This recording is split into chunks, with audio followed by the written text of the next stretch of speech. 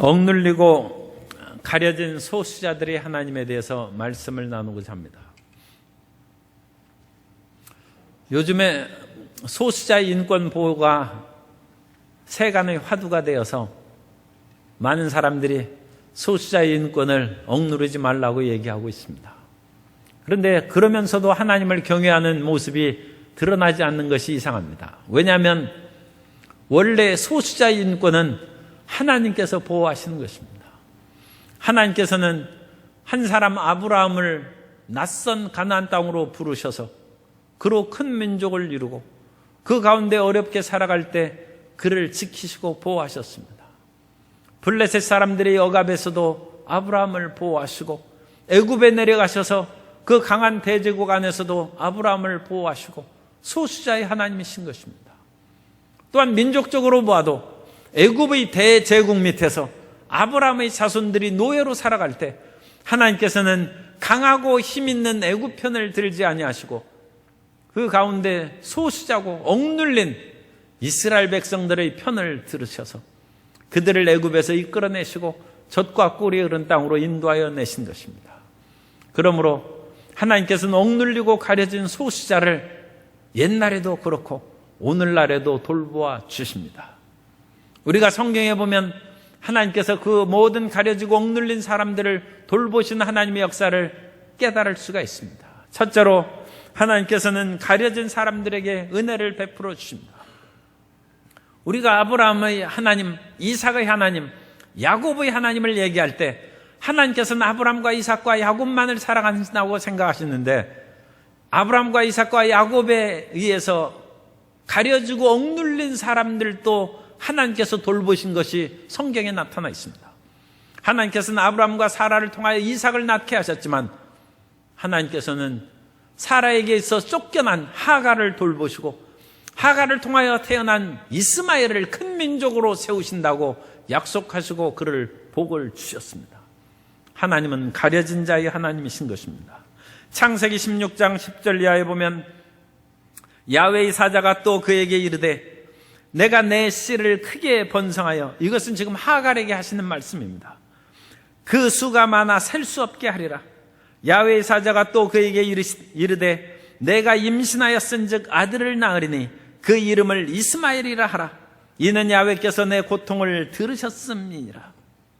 하나님께서는 하갈과 그 아들 이스마엘을 큰 민족으로 세우시고 그 고통을 들으시는 것입니다. 야훼는 하나님께서 야곱에게 형제 에서를 주셨는데 그 야곱과 에서는 서로 어울려 좋아하여 살지 못하고 서로 다투고 야곱이 형 에서에게서 팥죽 한 그릇으로 장자의 명분을 샀습니다. 그래서 성경은 에서는 망령된 자라고 했습니다. 그러면 에서는 버림받은 자죠. 그런데 하나님께서는 에서에게 세일산을 기업으로 주시고 그 자손들이 그곳에서 살아갈 수 있도록 보호하여 주셨습니다. 그래서 이스라엘 백성들이 출애굽해서 그 세일산 에돔의 땅을 지날 때 그 땅을 공격하고 차지하지 말라고 엄명을 내리신 것입니다.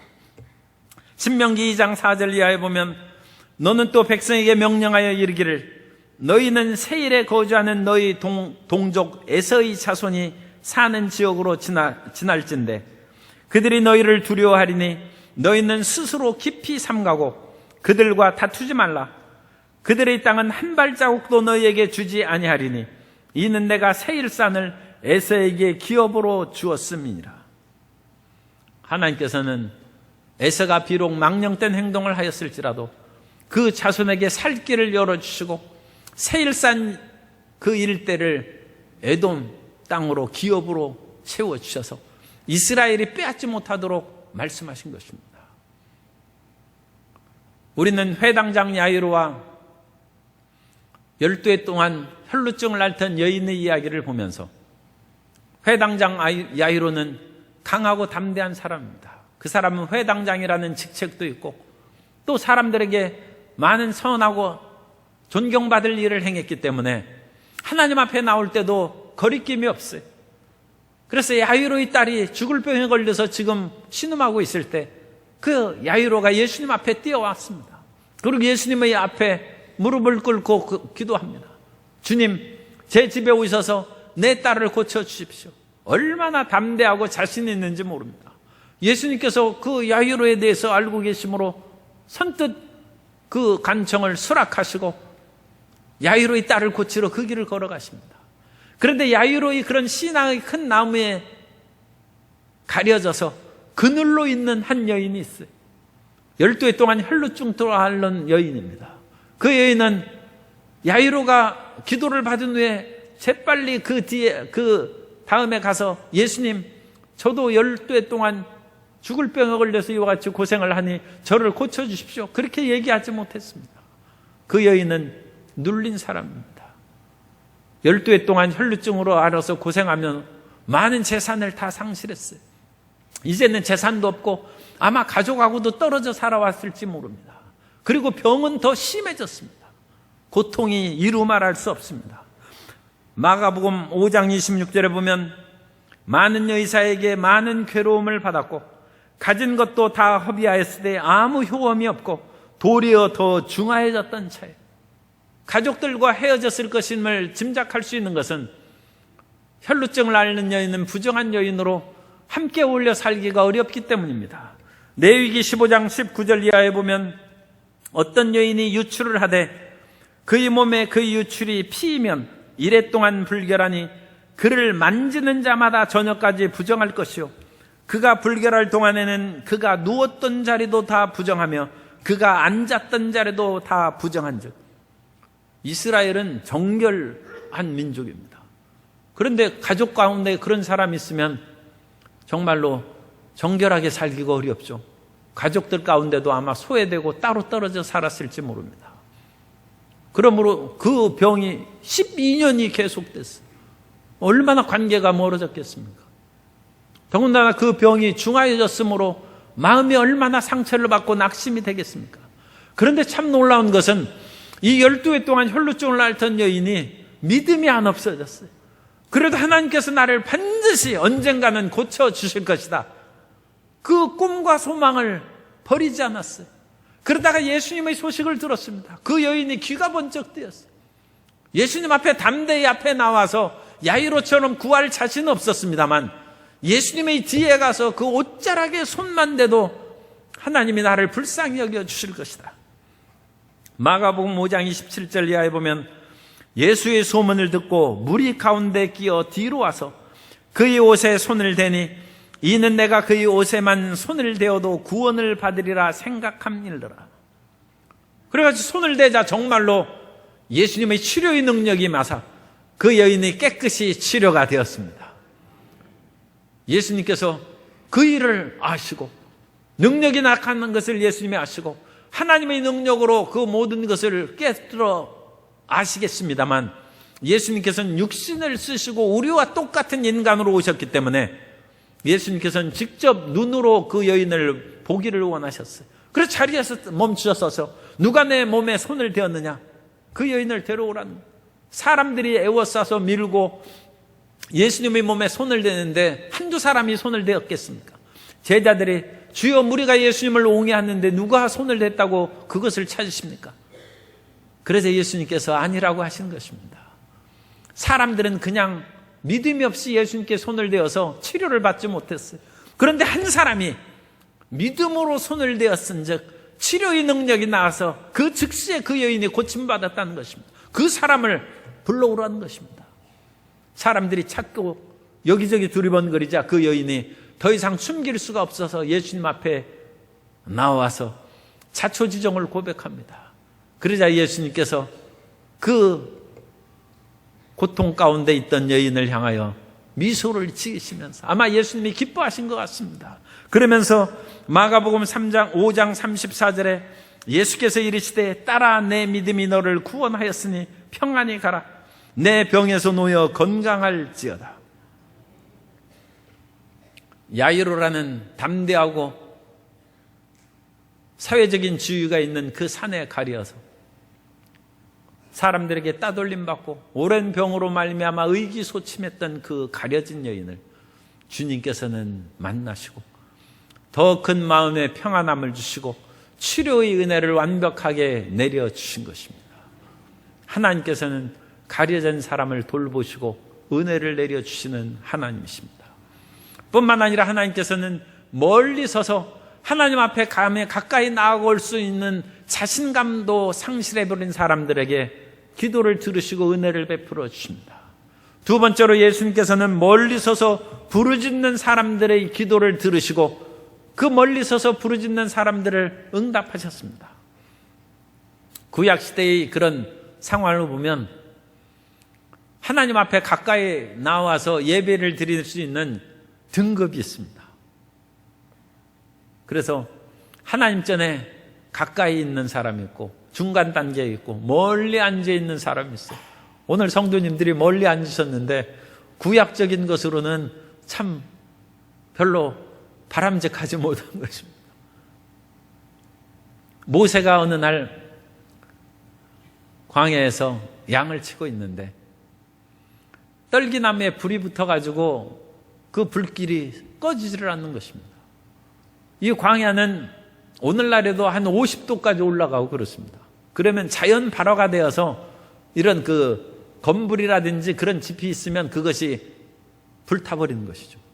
그러니까 바짝 마른 가시떨기나무가 자연 발화가 되어서 불 붙은 경우가 가끔 생깁니다. 모세 때에도 그렇겠죠. 그러니까 모세가 그것이 불이 붙었으니까 처음에는 예사로 여겼는데 그 불이 꺼지지 않는 것입니다. 이상한 것이죠. 불이 붙었으면 조금 지나면 꺼져야 되는데 불이 계속 타오르는 것을 보고 이상한 생각이 들어서 모세가 그 떨기나무, 불타는 떨기나무 가운데 가까이 가는 것입니다. 출애굽기 3장 3절 이하에 보면 이에 모세가 이르되 내가 돌이켜 가서 이 큰 광경을 보리라.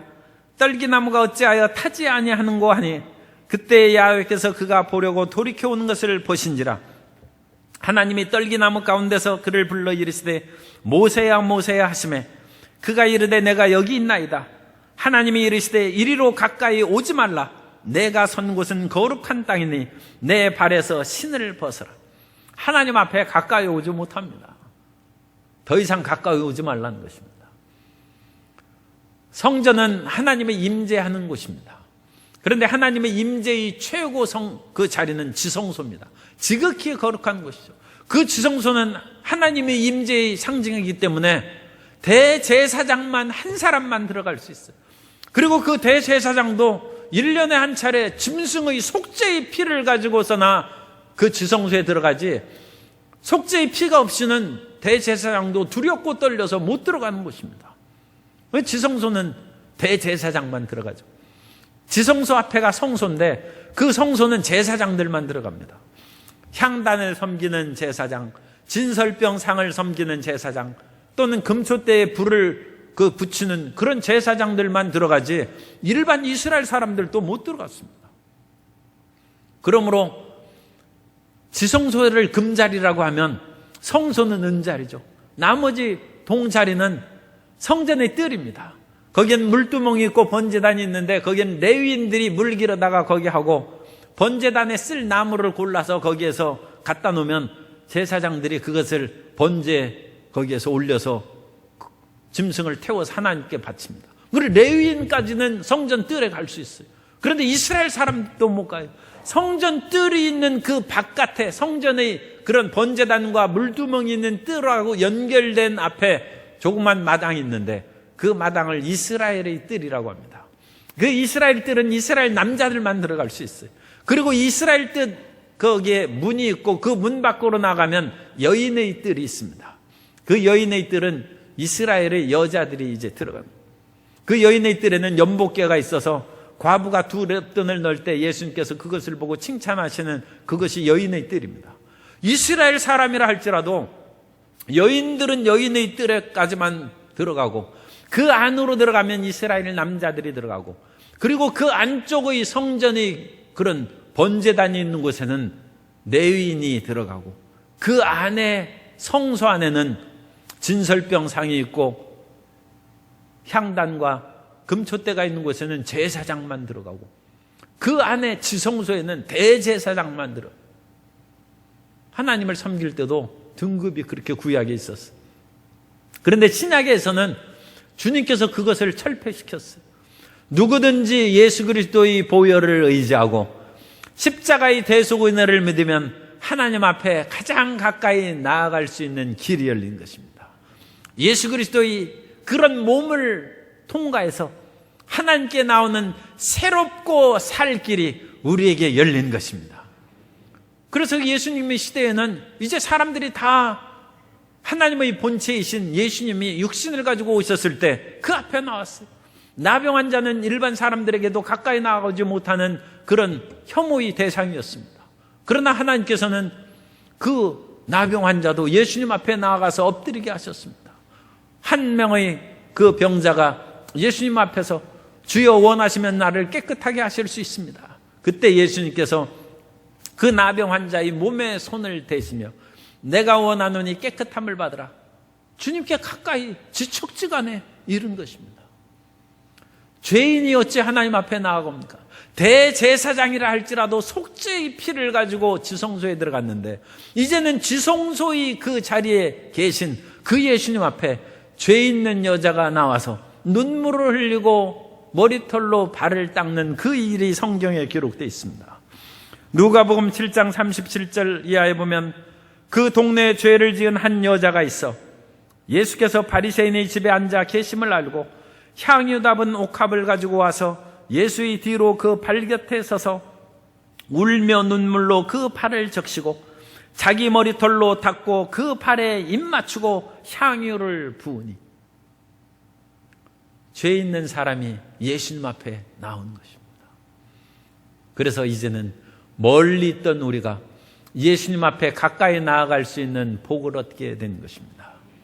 그래서 멀리 있는 사람도 하나님께서 돌보시는 것이 세리와 바리새인의 그런 기도의 이야기에서 나옵니다. 어느 날 바리새인과 세리가 함께 기도하러 갔어요. 누가복음 18장 10절 이하에 보면 두 사람이 기도하러 성전에 올라가니 하나는 바리새인이요 하나는 세리라. 바리새인은 서서 따로 기도하여 이르되 하나님이여 나는 다른 사람들 곧 토색 불의 간음을 하는 자들과 같지 아니하고 이 세리와도 같지 아니함을 감사하나이다 하면서 바리새인이 하나님 앞에 가까이 가서 기도했어요. 이 바리새인은 정말 훌륭하죠. 율법적으로 흠이 없는 그런 사람들이 바리새인 중에 대부분입니다.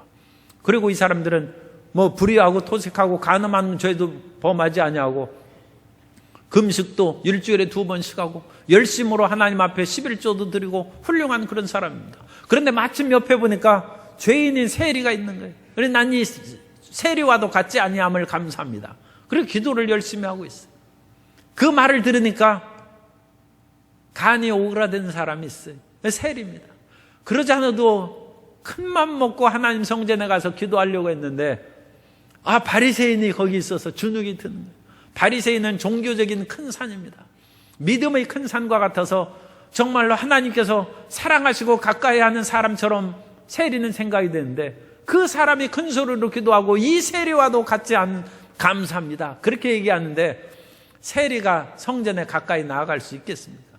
그래서 세리는 멀리 섰다고 성경에 말씀합니다.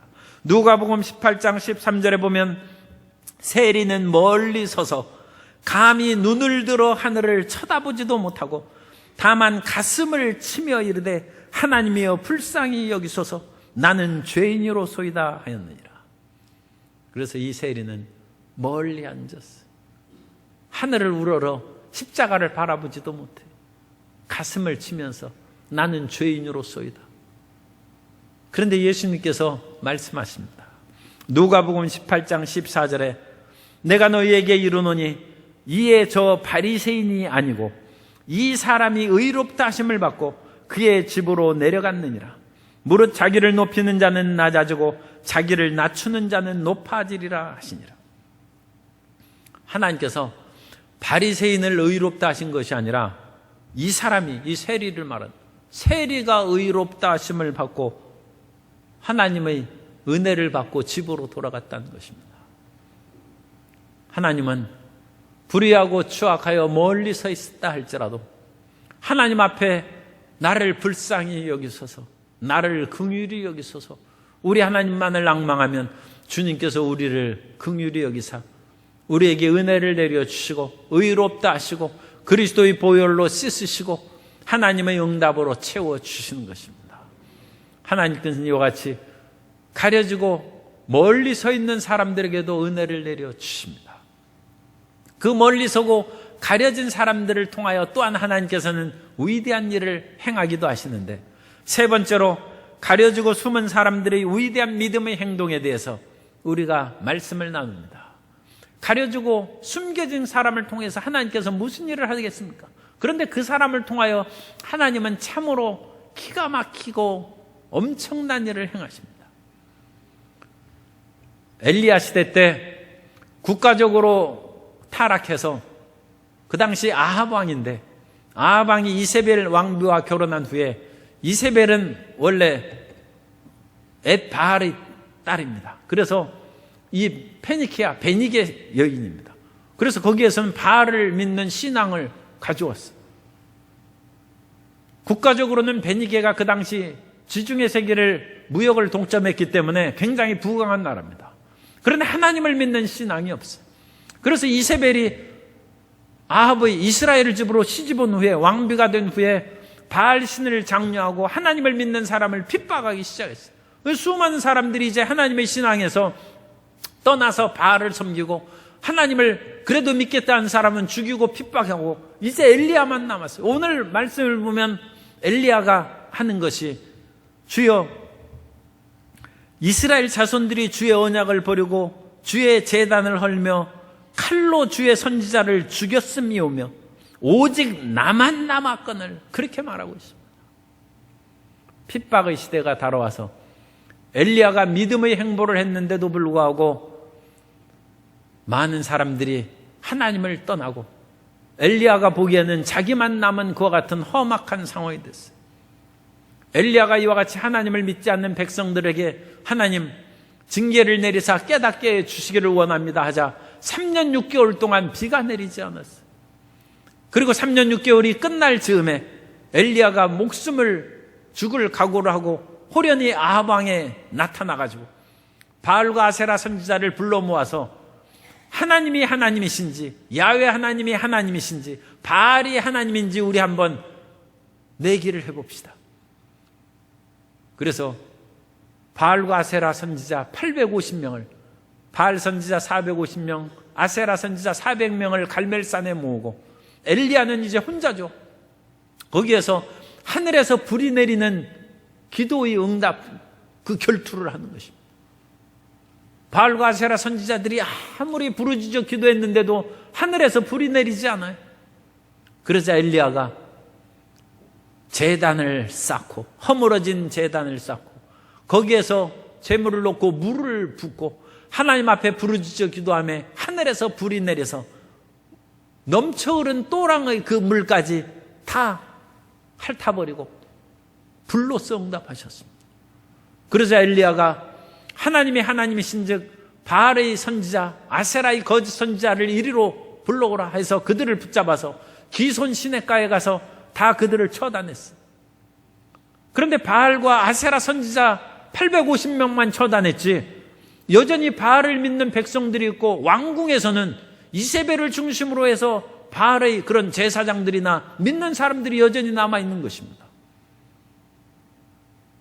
엘리야가 바알과 아세라 선지자를 죽였다는 얘기를 이세벨 왕비가 듣자 이제 이세벨이 엘리야를 죽이려고 결심을 하고, 내가 죽인 그 사람들처럼 내일 이맘때 내 생명이 붙어 있으면 나의 신이 내게 벌을 내리기를 원한다. 그러면서 이제 이세벨이 엘리야를 죽이기로 작정을 했어요. 그 소식을 듣고 엘리야가 도망을 해서 호렙산에서 하나님 앞에 부르짖어 기도할 때 하나님께서 엘리야야, 내가 왜 여기 와 있느냐? 그 하나님께서 물으시자 엘리야가 아까 읽은 그 대답을 하는 것입니다. 하나님을 믿는 사람들을 다 처단하고 나도 죽이려 하는데, 하나님, 제가 이제 하나님의 도움을 구하려 왔습니다. 그러자 하나님께서 말씀하십니다. 바알과 아세라를 섬기는 그 모든 백성들을 내가 징계할 것이다. 그러므로 이웃 국가인 아람의 하사엘에게 기름을 부었고, 또 예후 장군에게 기름을 붓고, 또 너희 대신해서 제자 엘리사에게 기름을 부어서 후계자로 삼으라는 것입니다. 그래서 하사엘을 통하여 우상 숭배하는 이스라엘을 내가 심판할 것이고, 하사엘의 칼날을 피한 사람은 구테타를 일으키는 장군 예후의 칼날로 죽을 것이고, 예후의 칼날을 피하는 사람은 너의 제자인 엘리사의 손을 통해서 내가 징벌할 것이다. 그러면서 하나님께서 놀라운 말씀을 합니다. 너는 믿음의 큰 산이고 믿음의 큰 나무와 같다. 그러나 너희가 너무 높아서 내 밑에 가려진 나를 추종하고 바알에게 무릎을 꿇지 않는 7,000명이 있는 것을 내가 보지 못하는데, 숨겨진 7,000명이 있다는 것입니다. 그 숨겨진 7,000명이 있다는 것을 하나님께서 말씀하시고, 이제 이 다음 이야기가 열왕기하에 전개되는데, 그 내용을 보면 이제 엘리야는 사역을 끝나고 회리바람을 타고 하늘로 승천해서 갔어요. 그리고 그 후계자로 엘리사가 이제 하나님의 일을 행합니다. 그런데 그 엘리사가 이제 엘리야에게 들려주신 그 예후에게 기름 부으라는 그 말씀처럼 엘리사가 이제 예후를 기름을 부어서 구테타를 일으키고 아합의 가문을 멸망시킵니다. 그 아합의 가문을 멸망시킬 때 믿음의 사람이 나타나요. 그 믿음의 사람이 여호나답입니다. 갑자기 엘리야 한 사람만 남았다고 했는데 어디에서 믿음의 사람이 나타납니까? 7,000명의 숨은 사람들 가운데 엘리야가 사역을 끝나자 그 사람들이 구름대처럼 나타나서 바알을 척결하고 믿음의 길로 나아가는 위대한 일을 행하는 것입니다. 숨겨진 사람이 위대한 일을 행하는 그 사실이 나타나 있습니다. 열왕기하 10장 15절 이하에 보면 예후가 거기서 떠나가다가 자기를 맞이하러 오는 네갑의 아들 여호나답을 만난지라. 그의 안부를 묻고 그에게 이르되 내 마음이 내 마음을 향하여 진실함과 같이 내 마음도 진실하냐 하니, 여호나답이 대답하되 그러하나이다. 이르되 그러면 나와 손을 잡자. 손을 잡으니 예후가 끌어 병거에 올리며 이르되 나와 함께 가서 야훼를 위한 나의 열심을 보라 하고, 이에 자기 병거에 태우고 사마리아에 이르러 거기 남아있는 바 아합에게 속한 자들을 죽여 진멸하였으니 야훼께서 엘리야에게 이르신 말씀과 같이 되었더라. 예후가 혁명을 일으켜서 여호나답과 함께 예후에게 속한 바알을 추종하는 사람을 진멸하고, 그 이어서 이제 본격적인 바알의 단을 다 없애버리고 바알의 목상을 제어가는 그 사실이 열왕기하 10장 26절 이하에 나옵니다.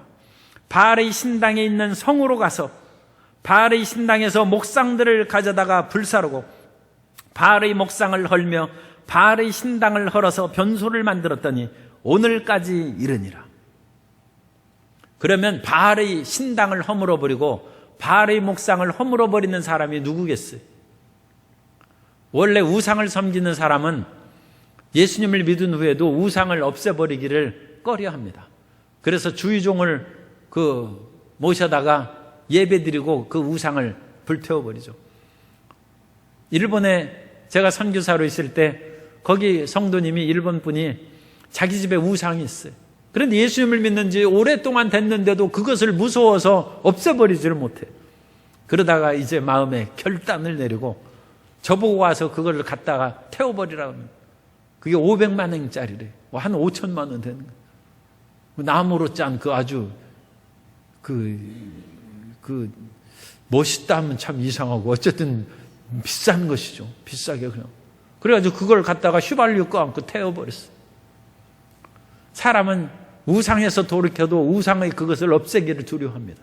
그러면 모든 백성들이 지금 바알을 믿는데 바알의 신당을 무너뜨려서 참 변소를 만들었다고 그랬지 않습니까? 그런 모욕을 가하고 바알의 그런 우상이죠. 목상을 불태워버리고 그 일을 누가 합니까? 하나님을 경외하는 사람이 하는 것입니다. 그래서 바알에게 무릎을 꿇지 않는 7,000명이 남아있다고 했는데 그 7,000명의 대표격에 해당하는 한 사람이 여호나답으로 이름이 나타났고, 그 여호나답이 함께 일군의 사람들과 예후의 그런 혁명에 가담해서 그 사람들이 특별히 종교적인 혁명을 일으킨 것입니다. 예후는 장군이고 아합의 왕가를 멸망시키고 그 사람이 나중에 왕이 됩니다. 왕이 됐으니까 그건 정치적인 그런 혁명이죠. 그러나 바알을 무찌르고 바알의 그런 단을 허물어버리는 그런 종교적인 열심은 바알에게 무릎 꿇지 않는 숨어있던 7천 명이 이 위대한 혁명투사가 되고 하나님의 일을 행한 것입니다. 하나님께서는 숨어있는 믿음의 사람을 통하여 위대한 일을 행하시기를 원하십니다. 일찍이 니고데모가 예수님을 찾아왔을 때 니고데모는 자기 신분을 가리기 위해서 밤에 찾아왔어요. 드러내놓고 이 예수님을 믿고 예수님 앞에 말씀을 드리기를 꺼려한 것이죠. 왜냐하면 산헤드린 회원이었기 때문에 알만한 사람은 니고데모를 아는 그런 신분이 높은 사람입니다. 그래서 밤에 몰래 예수님을 찾아왔는데 예수님께서 십자가에 못 박혀 죽으신 후에는 니고데모가 담대히 나와서 예수님의 장례에 필요한 향품을 가지고 자기 신분을 밝히고 그 장례에 가담합니다. 또 아리마대 사람 요셉이라는 사람이 있는데 그 사람은 부자여가지고 자기 사업상으로 어려움이 있을까 싶어가지고 자기 신분을 드러내지 않았어요. 요한복음 19장 38절에 보면 아리마대 사람 요셉은 예수의 제자이나 유대인이 두려워 그것을 숨기더니 이 일 후에 빌라도에게 예수의 시체를 가져가기를 구하매 빌라도가 허락하는지라 이에 가서 예수의 시체를 가져가니라. 사형받은 사람의 시체를 인계받는 것은 그것을 자기가 이제 모셔다가 장례를 치르는 것은 일반 사람이 할 수 있는 것이 아닙니다.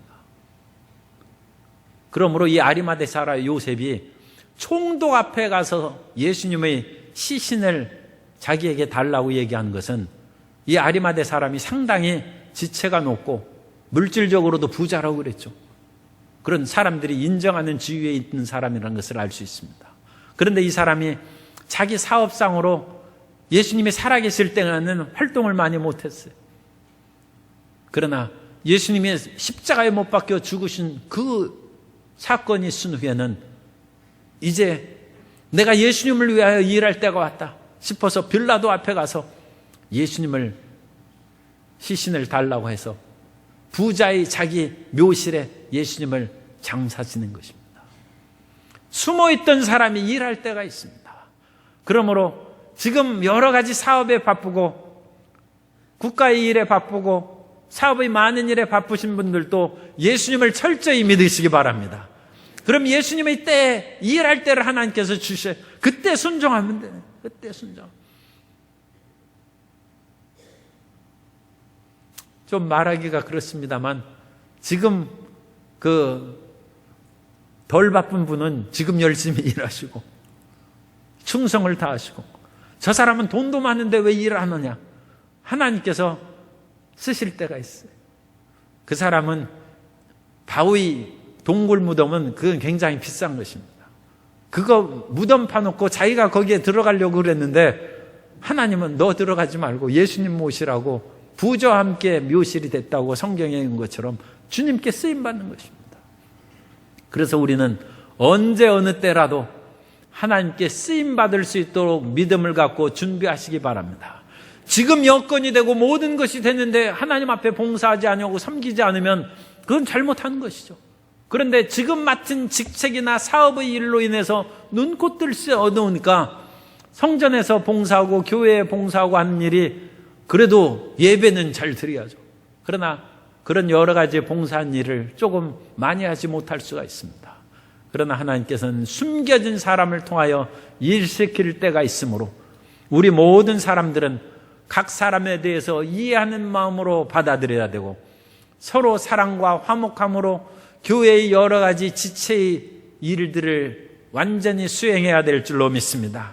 이런 지체는 이런 일을 행하고 저런 지체는 저런 일을 행하고 모든 사람이 지체가 합력하여 하나님의 일을 완벽하게 이루고 서로가 서로를 인정해 주는 아름다운 교회가 되고 하나님의 백성이 되어야 될 줄로 믿습니다. 인생에 앞장서서 나간 사람이 있고 뒤로 물러서서 숨어있는 사람이 있습니다. 그러나 하나님을 믿는 사람들은 주님께서 다 그들을 눈동자같이 돌보시고 지켜주십니다. 하갈과 이스마엘을 사랑하시는 하나님이시고 에서의 그 후손들에게 땅을 주신 하나님이십니다.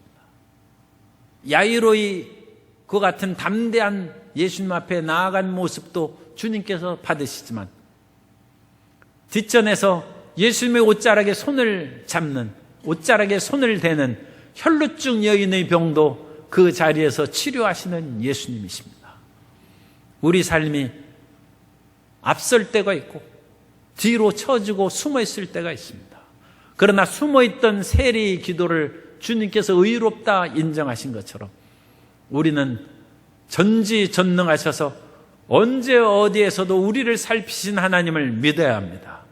그 하나님을 의지하면 앞에 있거나 뒤에 있거나 주님께서 우리 기도를 들으시고 은혜 내리시고 구원의 역사를 베풀어 주시는 것입니다. 그리고 그 구원의 역사를 체험하는 우리 성도님들은 하나님께서 필요하실 때 부르시면 즉각 응답하고 그 마지막 때 쓰임받는 것이 중요해요.